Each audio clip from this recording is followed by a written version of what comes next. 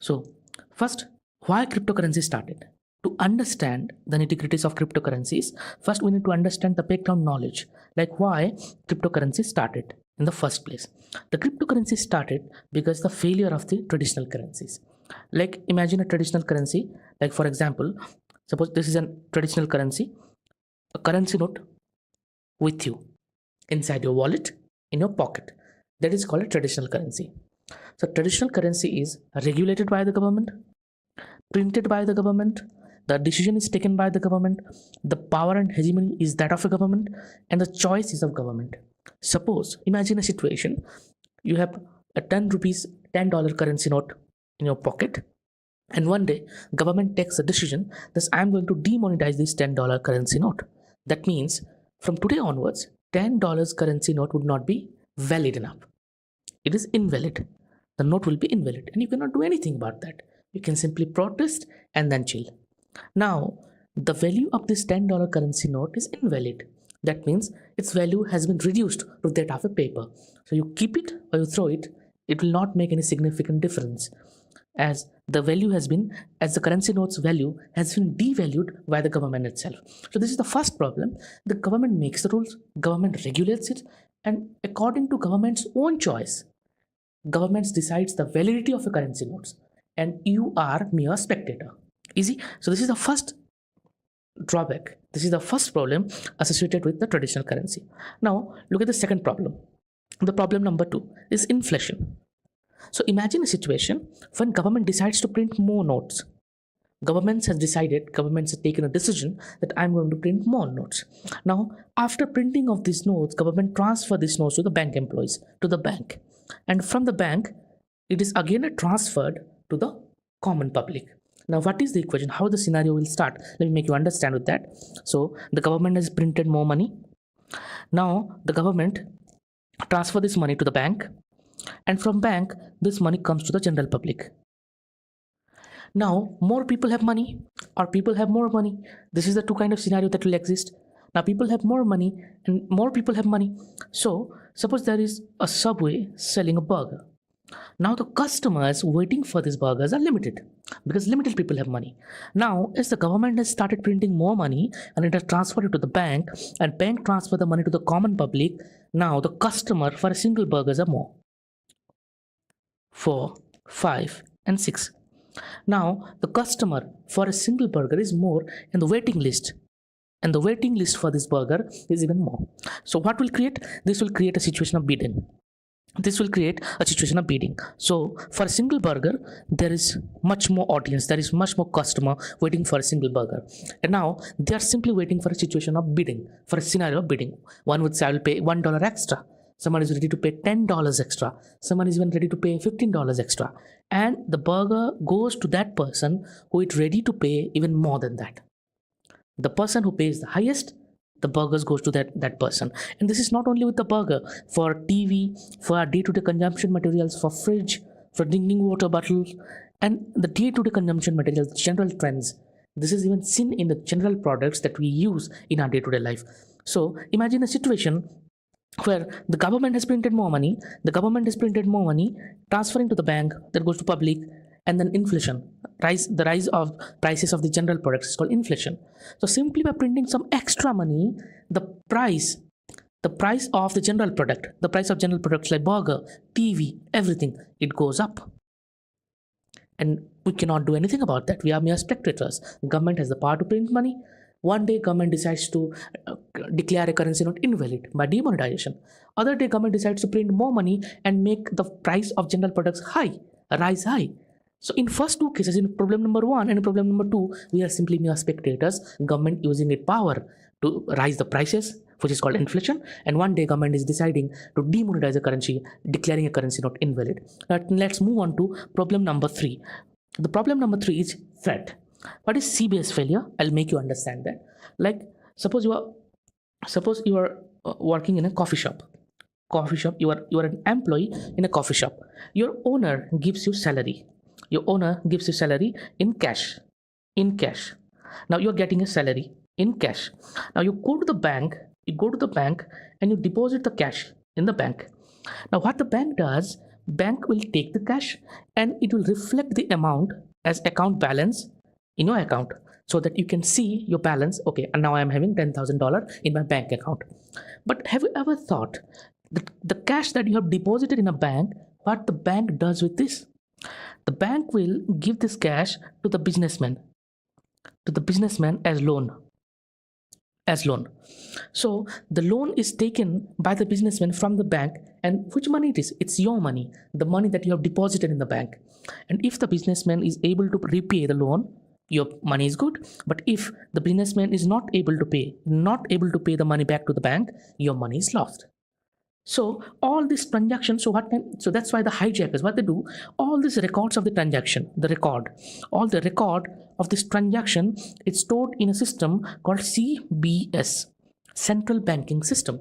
So the hijackers, what they do, they try to tamper the CBS, they try to delete the data, they try to manipulate the data, and there are several instances where bank is not able to recover this tampered data. So there's a severe case because, and the person who is in charge of the CBS, the person is compromised. The person who is in charge of the CBS, he gets compromised and he leaks the data. So in such kind of situation, it is a complete threat to the records of the transaction that is happening inside a bank. This is the CBS failure problem. And then I have already mentioned you the loan system. The loan system that I mentioned here, the loan system mentioned that you deposit the money inside the bank, and the bank gives to the loan to the businessman. And if the businessmen are not able to repay the loan, your money is lost. So it has already happened in the case of Lehman Brothers. They did take huge amount of loan, and they're unable to repay the loan back to the bank. And the customers of the bank is now ready to withdraw, but the bank is not able to make them withdraw the money. The own money which is present in the account, now the customers are ready to take that money out of the bank as a withdrawal, but the bank is not able to pay them because the money has already been given to Lehman Brothers, or Lehman Brothers is not able to pay the loan back. So your money is not even safe with the bank.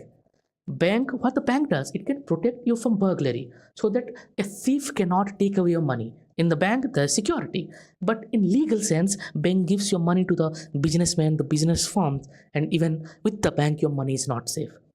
So this is the problem number 3. And loan system and the defaulter system that I've already mentioned you. The business company is not able to pay the loan. He's selling to the company, and maybe he can pay some amount, or he cannot pay some amount. This is depending on the situation of defaulter or the amount of loss the company has suffered. So all these problems, the traditional currency is a mess. It is not able to give the security to common public that your money is safe with me. So these are the problems with the traditional currencies. And now here comes Satoshi Nakamoto's Bitcoin. Now Satoshi Nakamoto is a person, we do not know his identity, his residence, his qualification, he, her, they, we do not know anything about that person. But that person said that all these problems with the traditional currencies, the security issues, the problem number 1 of demonetization, the problem number 2 of printing extra currencies and inflation, the problem number 3, that is CBS failure and loan system failures, I'll recover this. I'll rectify this. So what the point? The traditional currency is centralized. It is recorded. It is written in the ledger of a bank, which is called CBS, Central Banking System. It is centralized. Satoshi Nakamoto said, I'll make it decentralized. I'll start a cryptocurrency called Bitcoin, which will be decentralized. That means it will not controlled by any government. It will not have a CBS. No, we do not like CBS. It is not with CBS. Rather, it will use a blockchain technology. We'll come to that. It will use blockchain technology. So first, he said the traditional currency is centralized, but my cryptocurrency, which is Bitcoin, it will be decentralized. Second, traditional currency is fixed by the government. The value of the currency is fixed by the government, but my cryptocurrency would be volatile. The value would be changed. Depending upon the situation, the value of the cryptocurrency will be changed. Then, erase threat. Like I have already shown, there are a lot of hijackers, they attack the CBS system and they try to tamper or manipulate the records of the transaction.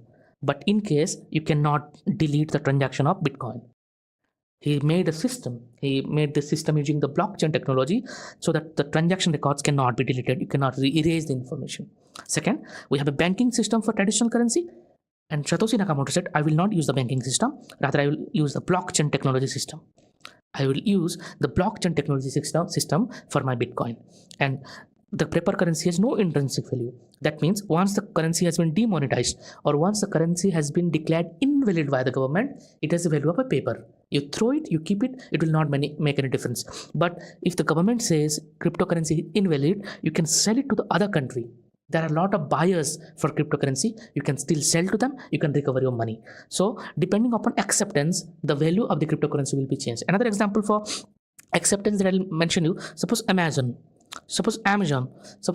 says from tomorrow onwards, I will not accept any cash.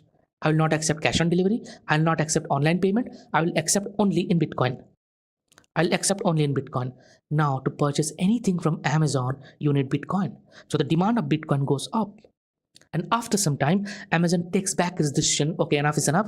I'll reinstate my cash on delivery system. I'll reinstate my online payment system, and I'm not going to accept Bitcoin anymore. So the Bitcoin price goes down. So depending upon the acceptance in the market, the price either goes up or the price of the Bitcoin goes high. The demand of the Bitcoin goes low. So no government controls it. It is purely based on market equilibrium, the acceptance of the cryptocurrency in the market, so that all the four problems of the traditional currency, all the four important failures of the traditional currency or failures associated with the traditional currency has been checked out. And Satoshi Nakamoto started his cryptocurrency called Bitcoin by decentralization, making it volatile. The data cannot be deleted. Rather than using the banking system, he uses the blockchain technology system, and the value is depending upon the acceptance. So what next? Satoshi has started. So what next? Now you must be very excited to get into Bitcoin. Like the traditional currency has so much of problems. The traditional currency has so much of failures. Now let me get into Bitcoin. So you must be thinking like that, but hold on, hold your horses. Let me make you explain how to get some Bitcoin, how to get it. So how to get gold? To get gold, you have two options. Like to get gold, you have two options. Either you have to purchase it from a jewelry shop. Either you can purchase it from a jewelry shop, or either you can mine it. How to mine it? Go to the rivers. At the river bank, you can simply sort the gold, small gold particles. You can sort it out by traditional method, or there are industrial method, the gold mining. So then you can mine gold out of the gold bearing rocks. You extract the gold out of gold bearing rocks. So this is a mining, and there is a jewelry shop. You can directly buy gold who has already gold. So same thing, you can mine the Bitcoin, or you can purchase Bitcoin who has already have it. So some person who already have it, you can buy the Bitcoin from him or her, or you can mine the gold Bitcoin at your home yourself. So how to mine it? First understand how to mine it. So search for an expert. Google it, Bitcoin mining expert. Bitcoin mining expert. So search it on Google. You will get a lot of links. You will get a lot of contacts. Those who are experts in Bitcoin mining. They'll guide you how to mine a Bitcoin at your own home. Second, buy supercomputers. They'll guide you. So once you have taken the advice from the mining experts, Bitcoin mining expert, you go to a shop. There are supercomputer shops at your city. You go to the shop. You buy supercomputers which are specially meant for Bitcoin mining. So you go to the shop. You take the supercomputers, connect it, run an algorithm. You have to run an algorithm to mine a Bitcoin, and that algorithm will be taught to you by the experts itself. Strong internet you need. So, but there is a limited mining.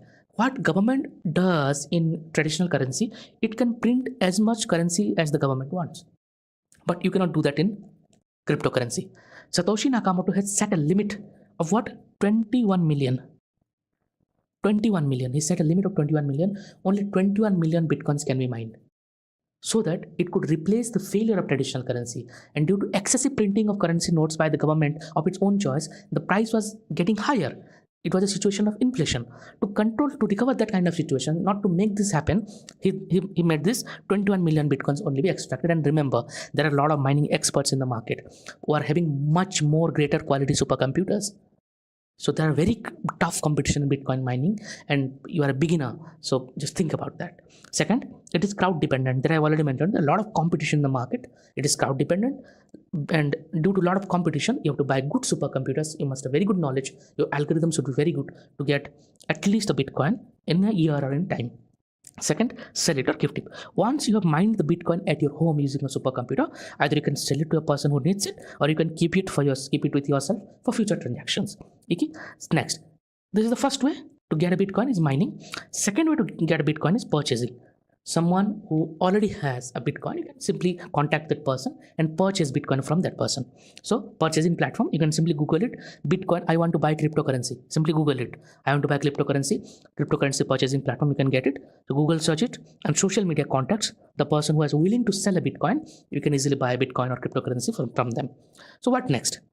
My conclusion. So before you are being very excited, before you go gaga about Bitcoin and cryptocurrency, and you are very excited to buy Bitcoin and cryptocurrency, other cryptocurrencies, just hold your horses and listen me. So the conclusion, the way forward of this video, watch as much as video as you can. So before buying a cryptocurrency, watch as much video as you can.